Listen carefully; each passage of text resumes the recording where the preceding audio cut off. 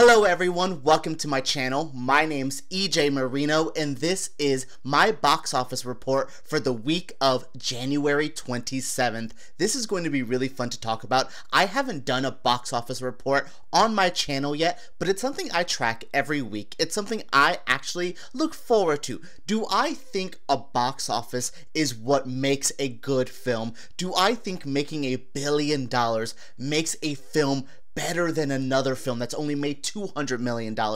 Hell, I don't even think a movie needs to be in the box office to be a good movie. We have streaming movies, we have independent films. I'm not saying this is the end-all be-all, so that's what I wanted to include in the box office conversation. I want to say, look, I like looking at numbers. I'm a stat person. I think this is really fun to dive into, what makes a movie a hit at the box office, but I want to take away all that. This makes a good movie. This makes a bad movie. Let's talk about my personal feelings. Let's look at some numbers, and let's start off with the biggest thing this week. Aquaman is now the biggest DC film of all time. What does it mean to be the biggest DC film of all time? Basically, you just had to beat The Dark Knight at the box office. Now, I think The Dark Knight's better. Hell, I think Batman v Superman is better than Aquaman. But none of them have made the money Aquaman is doing. Coming in at number 3 this week on the box office, Aquaman has brought home $7.3 million this weekend. Still not bad, but this movie's been out since before Christmas. So to still bringing home $7 million is not bad in mid-January. So this brings home $7.3 million, basically bringing the total to about $316 million domestically. That means, domestically, I live in America, so when I say domestic box office, I mean the US box office. So Aquaman has hit about $316 million here in the United States, but the real story, where Aquaman is ranking in the cash, is that foreign box office. I think about 70-something% of Aquaman's box office is coming from overseas. I mean, literally $774 million overseas. That includes China, England, Chile, everywhere. A small country in Africa to Russia. These are the people who you count as the foreign box office, and they make up a large number of our box office conversations. Like I said, about 70% of Aquaman has came from the foreign market, and that has brought this film well over $1 billion and some change. I think it's about at $1,090,000,000, 1,090,000,000, something like that. I'll put the number in the bottom below. So it's about that, which to me, the biggest thing walking away from this, it has beat Dark Knight's biggest total of $1 billion and 7 less than that. So yeah, I think this is overall a sign that the DC is in a good spot, is doing well. But what did it take for them to do that? They had completely re-gutted their films. They have changed everything about the DC brand, that dark, that more mature tone, for a film like Aquaman, and soon to be a film like Shazam. If you've seen that trailer, you know that's a family film. So they're going for that family market. That explains why this movie is doing better than The Dark Knight at the box office. So for all you DC fans, or all you film fans who are confused why The Dark Knight just got beat at the box office by Aquaman, children love this movie. I saw this movie about 3 weeks into its run in an IMAX screening, and the kids walked out loving this film. So this is still a big film. Ooh, talking about movies that kids aren't loving, oh boy, Glass has taken home this weekend $19 million. Oh, Glass. This is a 53% drop from the previous week, and I'm just really upset because I love Glass. Now, I'm upset because I really like this film. I really want it to do well, but hell, this is a self-financed M. Night Shyamalan movie who he only put in $20 million.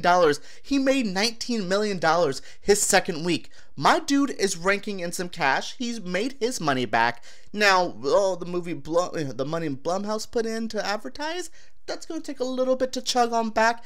I am a little discouraged by this number, but I'm not surprised. This film is kind of what we're talking about with Aquaman, with those differences between superhero films or films in general. A film like Glass was never going to be a billion-dollar film, but it should have done better than this. I mean, this is Split's drop off in the second weekend was about 36%. This is so crazy to see Glass got hit hard this week. I mean, it did not have a stellar opening weekend to begin with, about $40 million last week, now dropping to $19 million. I am just so upset with this, but again, not shocked, not like I'm not hurt that the general public isn't loving Glass. It's just a sign of the times, and it's just showing that you need to do something that's a crowd pleaser to make that crowd pleaser money. Alright, I broke down all the big stories from the box office this weekend, so let's go through the top 10. These are what the top 10 films are domestically, again, in the US. Glass, number 1, $19 million, still keeping its number 1 spot, but dropping 53%, bringing in that domestic total to $73.5 million. You have The Upside, bringing home that $12.2 million, $63.1, 18% drop, not bad. We have Aquaman, 7.3. Its domestic total is at $316 million. Not bad, Aquaman. Could be a higher domestic total. I think Batman v Superman, Wonder Woman, I think they have stronger domestic totals. Still not bad. Coming in at 4, it's a newcomer this week. The Kid Who Would Be King, bringing home $7.2 million. Not surprised by that. The King Arthur story is pretty dead. Just in general, this movie wasn't advertised heavy, wasn't advertised as it should be, but I'm not mad at 7.2. I don't think the studio is going to be too upset about that. I think they knew what was happening. Number 5 this week, Into the Spider-Verse, bringing home $6.1 million with a overall total of $169 million. So weak though. Oh my god, Into the Spider-Verse is the best animated movie I've seen in decades, and I cannot believe at what it's bringing home domestically. Little upset by that, but it only dropped 19%. Hopefully once it wins its Oscar, fingers crossed, it's going to keep doing better. We'll see. Speaking of Oscars, we have Green Book bringing home $5.4 million this weekend, bringing its whole total domestically to $49 million. Though, it sounds low, this has jumped up 150%. Getting those Oscar nominations will help. That's why those nominations matter. That's why those Oscar wins matter. 7, A Dog Ways Home. Wow, this movie's still at the box office. $5 million this weekend, bringing home to about $30 million, about to hit $31 million. Oh my god, I'm just so confused by this Dog Ways Home movie. Speaking of confusion, maybe that's why everything freaked out, because I'm living in a simulation.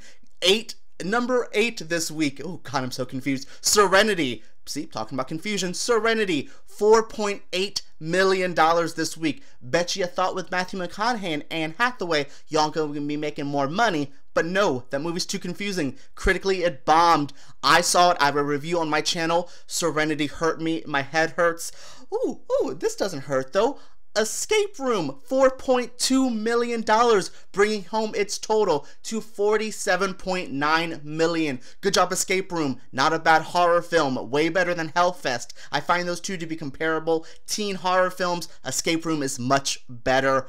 But one of my favorite stories, and coming in at number 10, Dragon Ball Super Broly, bringing home $3.6 million this weekend. It did drop 63%, the biggest of the weekend. But this is a Dragon Ball movie. The anime was really popular in the 90s. This is the biggest film for Dragon Ball Z, the franchise, in America. Its total right now is $28.9 million. That's not bad at all. I think it's about to hit 100 million globally, which is so great for a Dragon Ball movie that I thought was awesome. If you're gonna get a random recommendation from me, go see Dragon Ball Super Broly. I loved it so much. What a great film. And actually, what a great week at the box office. I'm having a good time talking about it. I'm having a good time breaking it down. But what did you think? What movie did you see this weekend? What movie are you going to see next weekend? Not much coming out because it's the Super Bowl in America. We're going to slow down some movies so we can let the Super Bowl have its moment. But a bunch of trailers are coming. Gonna react to those. What did you think of the box office this weekend? Subscribe to my channel if you did enjoy this video. Give me a thumbs up. I cannot wait to talk about more box office stuff with you guys next week.